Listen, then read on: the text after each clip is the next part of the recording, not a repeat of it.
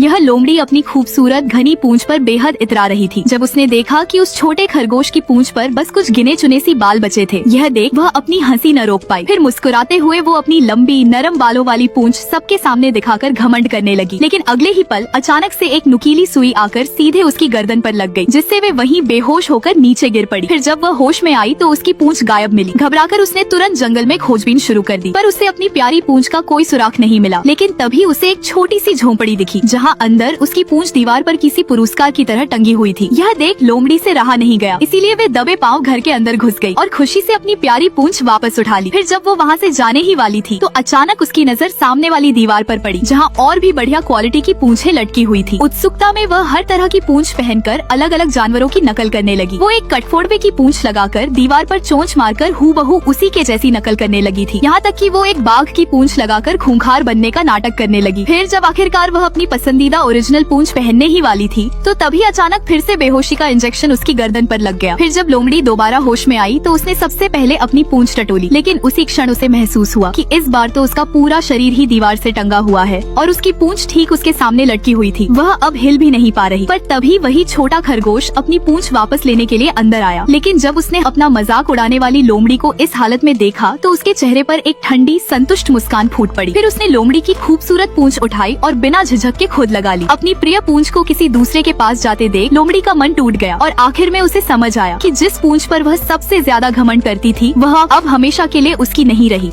माँ के लिए लाइक सब्सक्राइब जरूर कर देना।